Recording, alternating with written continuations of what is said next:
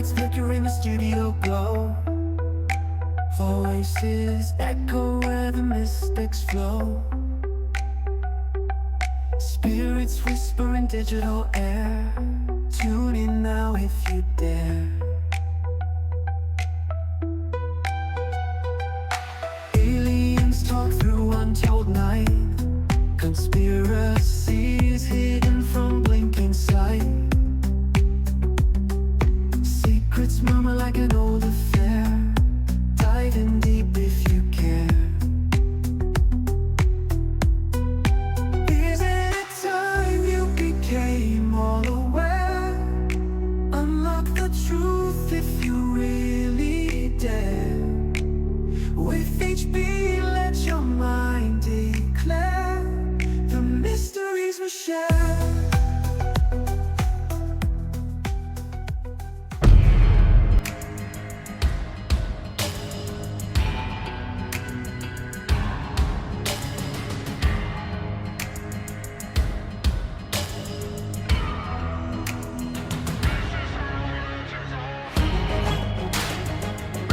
Pennsylvania State Constables, first in law enforcement since 1664. See battle like your pride. Oh, hunter, this is how legends are born.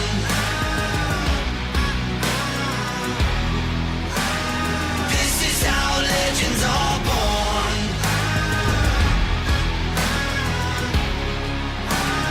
This is how legends are born.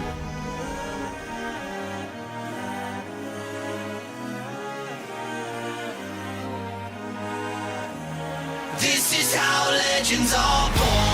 Hunter, the kill makes you stronger, nothing will. See battle like your pride. Oh, hunter, this is how legends are born.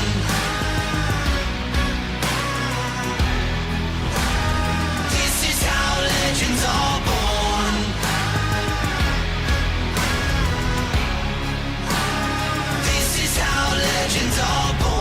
Pennsylvania State Constables, your local elected law enforcement officers. And welcome back to another episode of All Aware. I'm Nathan Roshawn, and I got Tom Kregiel with me. He's a constable in the PA Constable Service there. And we're going to be talking today about his background. Maybe you aren't familiar with what the Constable Service is. There's a few states that still have those terms for their law enforcement officers, but most people know of police officer or peace officer or something like that. But a constable is actually an elected law enforcement official. They're in Texas, they're in PA, a few other Western states that I know of. So let's go ahead and bring him in now. He's here with me. So I'm going to bring in Timothy Kregiel. And we'll see if he can give us some information about what the PA Constable Service is, and we'll go from there. So, Tim, are you there? I'm here, Nathan. Thanks so much for having me tonight. Hey, yeah, no problem. Thanks for coming aboard All Aware today. Excited to interview you and kind of get a background from you on the PA Constable Service. So it looks like you are in your cruiser right there, aren't you? I am. I'm actually traveling across the state. I'm in Blair County, coming from Philadelphia. There's a lot of activity out there, so I'm just on my way home. Nice. Well, thank you for your service and safe travels. We have snow. I'm in Ohio right now. We've got snow coming in the forecast. Supposed to have that blizzard, and I'm sure it's coming your way too. So I bet you're preparing for that. I'm trying. My wife told me hurry up and get home. So, hey, Tim, can you tell me a little bit about your background? What got you into the Constable Service? And for those in PA and everyone in the country listening who's not sure what a constable really is, what is that? Can you tell us? Sure. Pennsylvania State Constables are intertwined with Pennsylvania history itself, and as well as the history of the nation, to be honest. There's so much that happens in Philadelphia that influenced not only Pennsylvania, but the entire country. And law enforcement is one of those things. William Penn received the charter in 1681 from King George of England, and he came over and he landed in Chester, Pennsylvania, and Chester, Pennsylvania was the first capital for about 1 year, from 1681 to 1682, before Philadelphia was even founded. And then in 1682, at some point, Philadelphia was founded and became the capital. But whenever William Penn came over to Pennsylvania, he brought the English system, and the English system is magistrates, constables, and sheriffs. And so sheriffs are over a county. Constables are elected locally. I think originally they may have been appointed, but in Pennsylvania now, Pennsylvania state constables are elected for 6 years in their local jurisdiction, but they have statewide coverage. So I can go anywhere in the state with the same authority. Nice. So what are your specific job duties and tasks in the constable service there? Well, I run my office independently, so it's up to each constable how they run that particular office. It's also based on the needs of the community and the needs of potentially neighboring communities. For example, I was in Philadelphia, where there's a lot of need out there, and so the call goes out to see what Pennsylvania State Constables might be interested in serving in that area. A lot of times we set up contracts. Pennsylvania State Constables are at the core unpaid. It's the core functions of a constable are volunteer.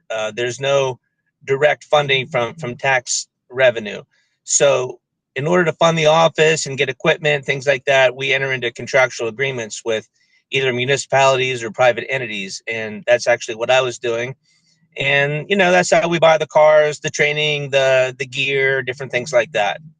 Sure. That makes sense. How long have you served as a constable there in PA? 3 years. I'm about the middle of my term. I have another 3 years to go. Before this, I did armed security. Okay. And you said that they're elected. So you're the elected official, and then kind of like the sheriff's department, you're able to kind of deputize people to help in your department. Right. That is correct. You asked about the functions, and I kind of detoured you on that because there's no blanket answer. It depends on each constable, how they run it. My particular neighborhood, I do patrols. It's not near as bad as it is in other parts of the state. So I do tend to go to areas that are in a greater need than my own, oftentimes. So that's what I do. I end up traveling quite a bit. So you have state, as an elected official, you have state kind of jurisdiction where you can do that. Right. I have statewide jurisdiction. That's correct. Are you guys, do you guys work with the courts mostly, or what are the duties that way? Well, again, it's up to the needs of the community in each constable. There is no mandated functions other than if there's a crime that happens in my presence, I'm obligated to respond. It's no longer an option. Some people think when you become a police officer, you get greater authority. It's actually the opposite. You actually get less authority because there's more rules. Yeah. This the exact same thing a citizen would do, and it would be fine. I would be looked over very, very carefully for the exact same action. But as far as the courts, yeah, there's an opportunity there. It's not a mandated opportunity, but there is an opportunity to contract with the courts to pick up warrants and be compensated for that. That's correct. Okay. I guess what are some things going on right now in PA that you think we need to know about, or that are probably underserved when it comes to the information about what you guys do and things like that? Is there anything you want to mention about that?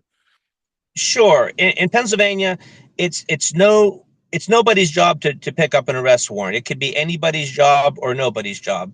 It depends on what agency happens to pick that up or who's the most interested. A lot of warrants get picked up on traffic stops, but aside from the traffic stops and the random encounters, unless somebody's actually looking for that person, it's no one agency's job. It could be anybody. It could be a constable that makes that arrest, a sheriff, a local police officer, or a state trooper.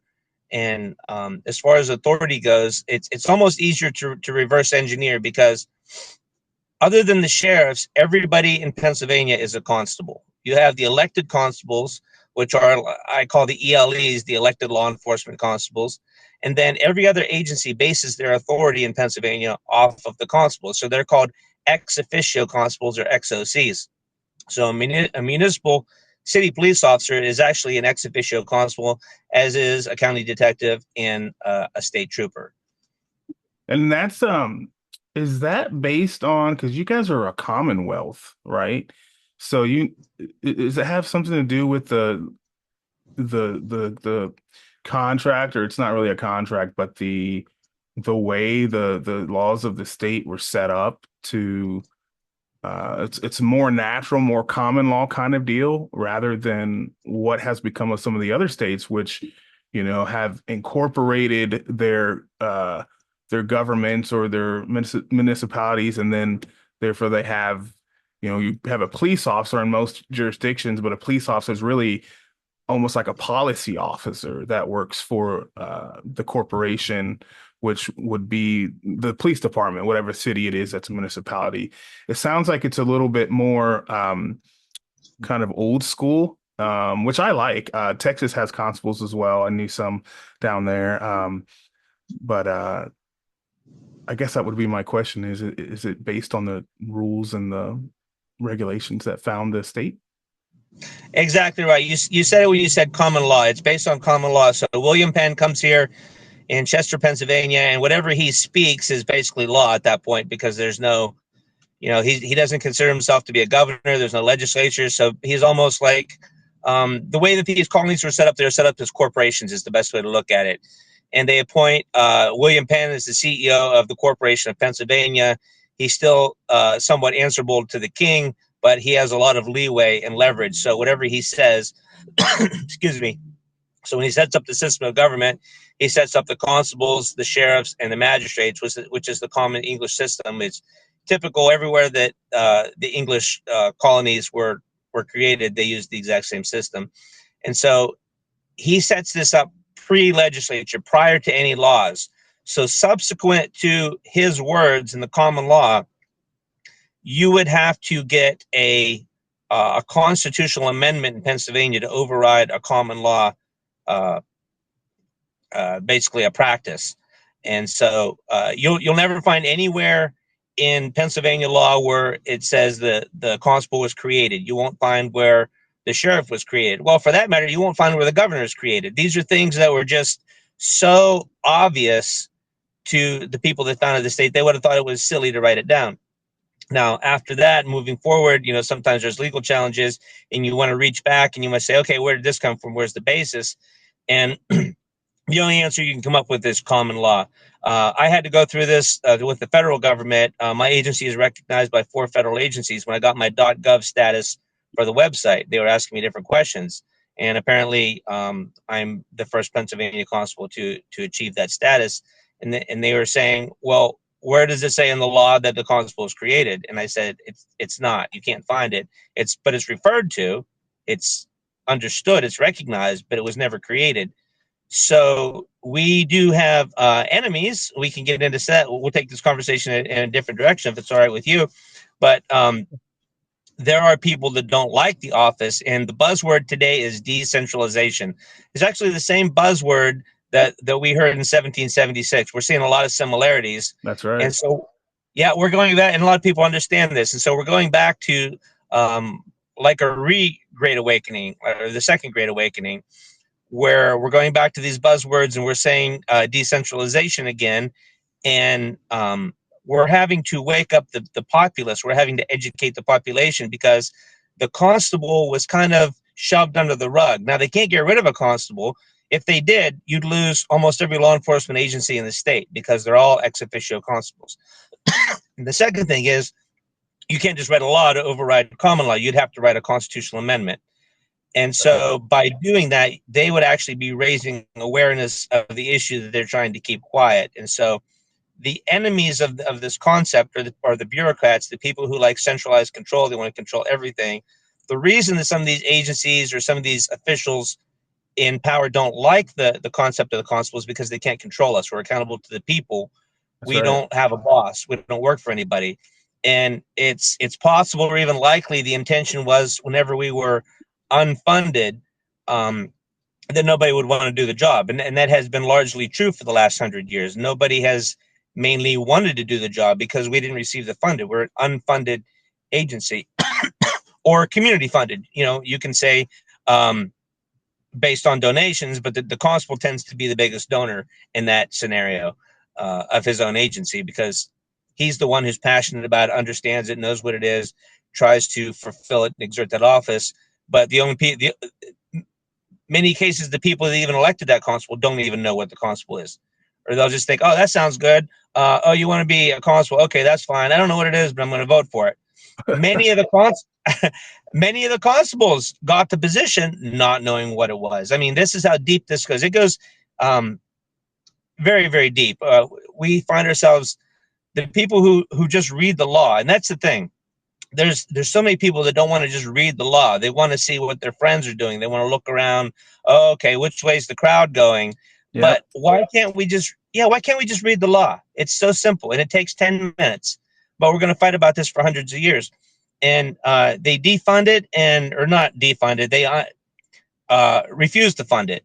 So all these resources go to these other agencies. They get recognized. It's like a good old boys club to a certain extent with the judges and the DAs and the other agencies, because they're used to doing it. They're not used to seeing a constable going out there, putting on the uniform, getting the car, getting the training. And then they see one and they say, well, where did this guy come from? He came out of nowhere. We didn't even think anybody would want to do it. And you have to be very community oriented to want to do this in Pennsylvania right now.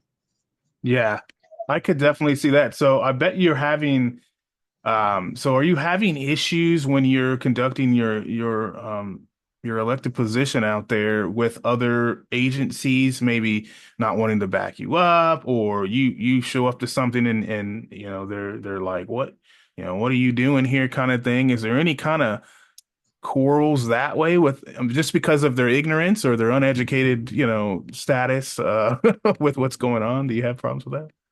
Yes, actually, and this is the reason I reached out to you to get to this point, to raise awareness to the public so that they know what's going on, because I really feel that once the public in Pennsylvania really knows the full story and what's happening, they're probably going to be outraged.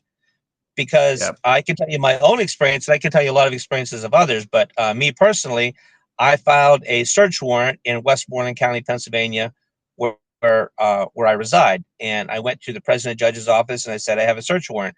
And they looked at me like I had 4 heads, and they didn't know what to do with me. So they sent me down to the district attorney's office and they said, well, we like to run everything through them so that they can kind of, see what's going on and kind of pave the way. And that might have been another way of saying, if they approve, then we'll approve. But if they don't, we won't. So I went down and I'm throwing out names tonight. So I went down and I talked to my assistant district attorney, Lazar, and I spoke with him about the situation. I said, I just left the president judge's office. I have the search warrant. He says that it's easier for his office to go through your office. So here's the search warrant. And what the assistant district attorney said is, well, we have understandings. And I said, yeah, but I thought we had laws. I didn't know. And this should be a concern for everybody in Westmoreland County who has cases tried by assistant district attorney Lazar, that they may want to evaluate where his priorities are. Because if he is trying cases based on understandings and not laws, then that seems like that's an ethical issue to me. Yeah. Yeah, I would definitely agree with that. That doesn't sound kosher, if you want to say that. So yeah, what do you do with that? How do you overcome that? Like, what are your steps? So in this particular case, the search warrant went back up to the president judge's office, and the president judge says they can, they have the authority to sign or not sign, whatever they want to do. But I got a phone call from the president judge's office of Westmoreland County saying that the judge looked at it and doesn't think that he has the authority to sign a search warrant in Westmoreland County. However, there are other search warrants that have been signed. So that is very confusing. So now we have a president judge that doesn't know he's a president judge. And it's a lot easier to understand that people don't know what a constable is, Right. if you have a sitting judge that doesn't know what a sitting judge is, and then it Right. makes more sense when you look at it that way. Yeah. Yeah. How do you go from there? Well, in that case, the search warrant just doesn't get signed. We have a system, and this is the way that the system works. You have to get search warrants signed by judges. So if they don't Right. sign, they don't. Then the investigation goes nowhere, and that's exactly where that investigation went. And I'm still not going to comment on it, even though I didn't get the search warrant, because in my estimation, it could still potentially be an open investigation. Sure. But so you're getting, you're getting pushback from those who are supposed to be allowing you to do your job. Uh, so there's potentially things going on out there that down the road could lead to bigger things because you're not able to conduct the searches and the services that you are elected to do. Potentially. And when you really look at it, what does that mean? That sounds like election interference, because the vote of my people was now negated, because they elected me to do a job, whether they knew it or not. They still elected me to do a specific job that is governed by Pennsylvania law, common law, and the Constitution. And when agencies interfere, what they're doing is they're making those votes not count. The people that voted for me, those votes are no longer counting. And that's the terminology, and that's exactly how we want people in Pennsylvania to see this and understand this, because that's exactly what's happening. So your election is on, just so people outside of PA maybe understand, the constable, is that elected on a standard, like a local ballot, a county ballot, or is that a state issue? Pennsylvania was completely decentralized, so that Pennsylvania is the blueprint for the country, and you have to keep that in mind. So it was Gotcha. completely decentralized. Each and every election poll represents, like that poll, whatever jurisdiction that poll is, represents a constabulary, and there's a constable that's over each and every poll throughout the state. So potentially around 6,000 constable offices throughout the state. Are any other ones having the same kind of issues in other jurisdictions? Yeah, there's get even weirder, actually, to be honest, because they get pulled over for using red and blue lights on occasion, which is hilarious in my opinion, but not so hilarious for the constables that experience the lawfare, because they have to put up thousands of dollars to defend themselves, and obviously they win in the end. Yeah. But what happens is they push them to a level to where they hope that they bleed out financially, and they just buckle and give in. And some Wow. constables have not. It just depends on the fortitude of the constable. Right now, probably the biggest qualification or desirable trait that you'd want to have in a Pennsylvania constable would be fortitude and love of the law and love of the Constitution. Because if you Absolutely. have those things, you're going to do your job whether people like it or not. Unfortunately, is the way that you have to say it. Not that we're being rude or disruptive or anything like that, but when it comes down to somebody, when the law says this is how it is, and somebody says no, it's not, well, the law has to win out, because we have to be a nation and a state that's governed by laws. Right. Absolutely.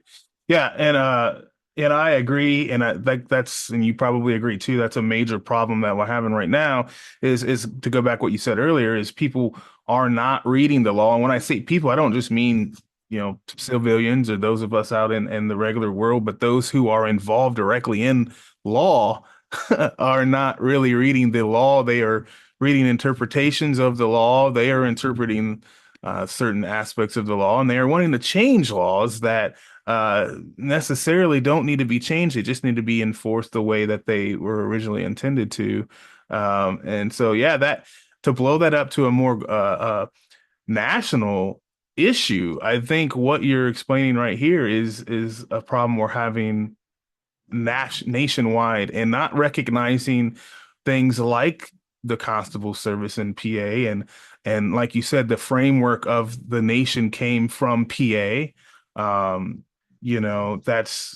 That's a problem. But I wouldn't want to ask, so how do you see in your current situation where you're at, what do you see in the future holding right now? with everything that's going on. There's two sides of things happening, and we can see some good stuff and bad stuff. What are you seeing?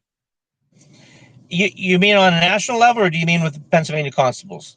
Let's start with PA constables, and I mean, if you want to talk national, that's cool too. Okay, because they do overlap, I believe. I think what my story could potentially be everybody's story, but just a different version. And I think that what's happening in Pennsylvania and with the constables is a microcosm of what's happening nationally. Anybody that's happened to read the news in the last 4 years might be able to relate to my story on a different level. I'm not the only elected official that has been attacked with lawfare. And a lot of things that are happening right now on the national news seem to be also occurring in smaller pockets throughout, and in different versions throughout the country. And Pennsylvania is one of them. We're seeing whether you call it the deep state or cabal or bureaucracy or the system or the establishment, whatever word you prefer, this type of entrenchment is encroaching on not only the laws, but the rights of the people. And this is just the culture shift that we're feeling and experiencing in general. And a lot of people are catching up. They're not quite on the bandwagon yet, but I think more and more people are feeling it and sensing it, that we're going to go back. We are going to be a constitutional republic once again. And what do I see in Pennsylvania? I see that reverberating. Eventually, it's going to trickle down, and it's going to affect Pennsylvania and Pennsylvania constables, the entire law enforcement system. When I say Pennsylvania constables, that is the entire law enforcement system. That's what it's all hinged on. It's not a side note or a back burner. That's the entire framework and structure that everything else hangs on. So that's why this is so important. It's the whole system that's at stake, the whole thing that was set up to decentralize, to put the power back in the hands of the people. Because when the people elect the constables, everybody in that community getting together and making a decision saying, yep, that's the one that we want to do this particular job. But if you hire a police chief or a police officer in your city, they have to put on nice clothes and submit a resume and go in and talk to maybe one person or maybe three people at a lot of times, and just that 1 to 3 people make that decision. Nobody else gets any input. See, this is exactly how the system is set up, to put the power back in the hands of the people. That's right. Yeah, I agree. And when you get to those other agencies, they feel that they don't have to listen to the people. So I've noticed that a lot in previous jobs. I was in law enforcement right out of college. So I saw some of that in the small town that I worked in, where it was all about politics. And that's a lot of times why people get out of law enforcement, is because of the politics. It becomes more of not being there for the people, which is what most of us get into that line of work to do, is because we're just have a knack, right, to deal with situations that other people can't and get in the middle of stuff. And I could definitely relate to you there, saying that is how it happens. I have a lot of law enforcement friends in both sheriff's departments and in police departments, which again, like we were saying, are actually different types of law enforcement. Sheriff is elected. And I think, to kind of add on what you're saying, to help people understand, like a sheriff's department, if you need elected law enforcement officials, if they're not elected, then they don't represent you. Is that right? That's my point exactly, because people should have the right to run their communities, how they see fit and how they want the law enforced. And the nice thing about a Pennsylvania State Constable is you could elect your neighbor, you could elect your cousin. That's right. The thing about elected positions you have to keep in mind is there's minimal requirements or no requirements. Look at the qualifications for the President of the United States. How many years of college does he have to have, and how many degrees? He has none. He doesn't have that. He has it's a trust position. Age requirement, yeah. Well, age requirement, yeah. It's a trust position. It's a confidence position. It's based on what the people's will is and what they want. The same thing, United States Supreme Court. You don't even have to have a law degree to be on the United States Supreme Court, which is the highest court in the nation. Right. But it's a trust position again. Well, it's based on the trust of the president. You elect the president, hope that he made the right decision, but it's still rooted somewhere in an elected authority, and that's the point. If you like we said with these other agencies and different things, they run them like businesses and corporations where there's just one guy at the top telling everybody else what to do, and that's not the way that the government was intended. It's intended to be decentralized, put the people back in authority, which is another buzzword or another buzz phrase we're hearing right now to go along with decentralization, putting the power back in the hands of the people. Yeah. Well, I mean, we the people, right? That's what the Constitution says, and that's a buzzword too, but it's true, man. We the people, right? I guess if I could pivot a little bit, I just was wondering what maybe your thoughts are on, and if you don't want to talk about it, that's fine. But maybe what your thoughts are, because Butler, PA, we had the incident out there, and there seemed to be, when I was looking at different avenues of the response to law enforcement, it seemed like there was some issues with local law enforcement versus the federal level law enforcement. Was the constable service anywhere within that, or what would your thoughts be? I can honestly say I'm not aware of any constable involvement or lack thereof whatsoever. I personally had plans to attend, and there was something else that I had to do.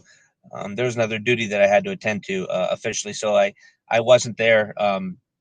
I don't know if it's good or bad that I wasn't there. I keep having this feeling that if I was there, I would have been involved some way. Whether that have been good or bad, I don't know, but I feel like I would have been involved, especially if I saw something. That would have been difficult to unsee for me. Yeah. It just kind of adds to what you're saying about kind of PA's history, though, is if you think critically about it, that happening there in your state, I don't think that's just coincidence. I think there's something, and we don't have to. I mean, who knows what that might be, but obviously PA has a big say in a lot of things that are going to be coming up forward, maybe the framework and things like that you were speaking about. Yeah, it could be. I don't know. Maybe, I think I can't deny that God has his hands in different ways. I couldn't begin to tell you in what way, but it possibly could be intentional. I don't know. Yeah. To shed light on some of these other issues. Yeah, exactly. I think we kind of talked about it a little bit, but public perception of you. What kind of feedback are you getting from your elected electors, I should say?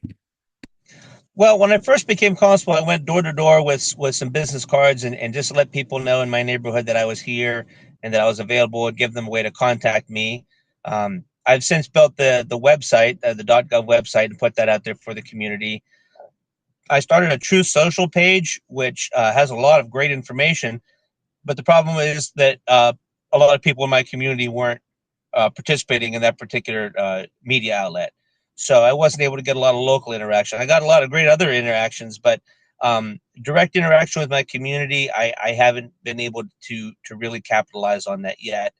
Like I said, I've let them know that I'm there. I put cards out.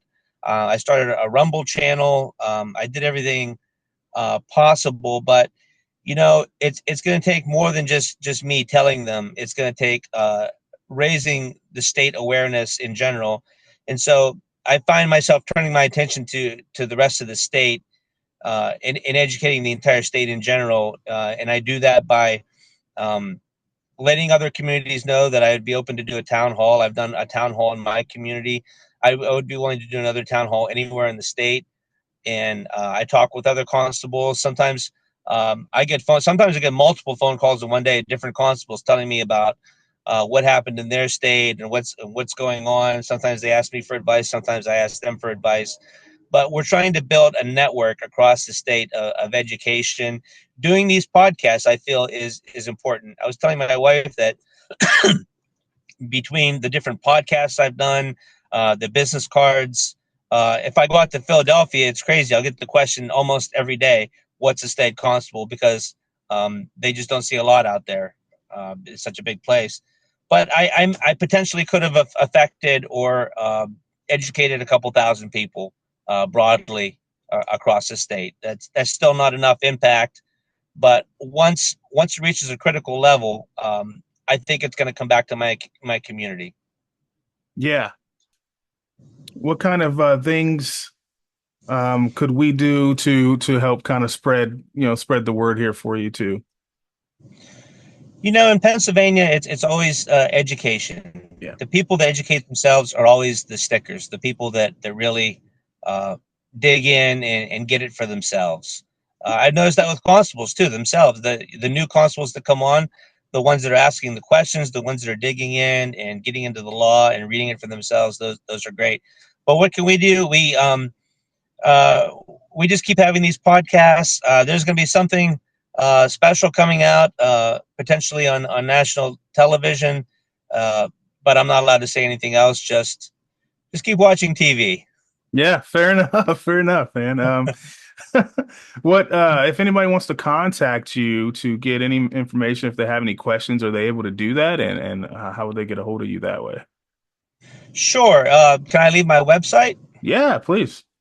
Okay. The website for my agency it's really long. Trust me, I didn't pick it. The federal government said, look, if you want the website, it's going to have to be long and ridiculous. So this is one of the requirements. So it's www.PA constable.lowerborough4.gov. Had to think to make sure I had that right. www.PA constable4.gov. My email address is constable@PAconstable4.gov. And people can contact me directly, especially the people in Pennsylvania. I know that you have listeners all over the place, but even most particularly the ones in Pennsylvania, I would love to hear from them, whether they're other law enforcement agencies, whether they're citizens. We're not at war with any law enforcement agencies. We want to foster cooperation all the way across the state. We just want to build this education network, and we want the system to work the way it was intended. Yeah, that's right. And I'll put your website and email down here at the bottom too, so people can see it, so they or they can pause it or whatever and write it down since it's so long. Is there anything else you want to talk about? No, I can't think of anything else. It's been a great discussion. I was really thankful that you gave me another outlet to educate people and get the word out. And hopefully the story could potentially inspire people from other states that don't have the exact same problem. But I would encourage everybody in every community across the nation to get involved locally, find out what you can do, this is the Steve Bannon model, by the way. Find out how to become the dog catcher, sit on the school board, take back every part of your lives, back every part of your communities, serve in any way that you potentially can, and just realize that you're building your own community. This community is your community. That's right, Tim. And hey, I'd love to have you back on here in a few months after some other things happen here in our nation, and talk about things then. That sounds fantastic. Thanks, Nathan. I appreciate it. All right, Timothy. Take care, sir. And for everybody else that was watching, thanks for tuning in. This has been another episode of All Aware. I'm your host, Nathan Roshawn, and you are All Aware. Good night, everybody. We are the rulers of our own time. This is our life, building a new world. We banish the dark. We are the rulers of our own time. This is our life. We're in a new world.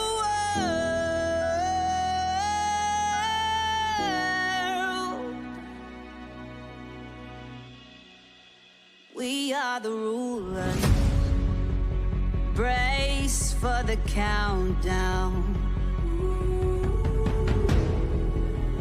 Change has arrived. The light's taking over the night.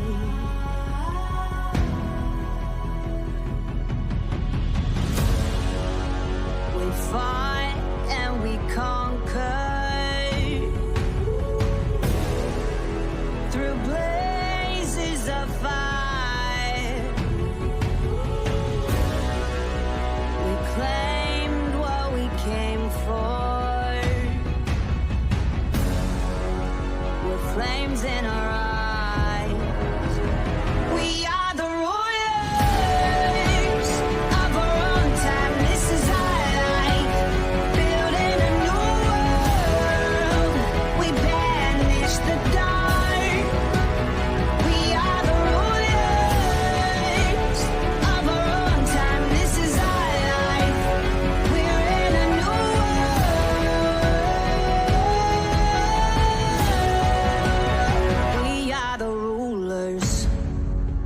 Together we rise, together we fall. Do you like All Aware Podcast with Nathan Roshawn and want to keep up with new episodes? Like and subscribe on these popular platforms. YouTube.com/AllAwarePodcast, Rumble.com/AllAwarePodcast, Facebook.com/AllAwarePodcast, X.com/AllAwareShow, Podcast.apple.com/AllAwarePodcast, and anywhere else you watch or listen to alternative media.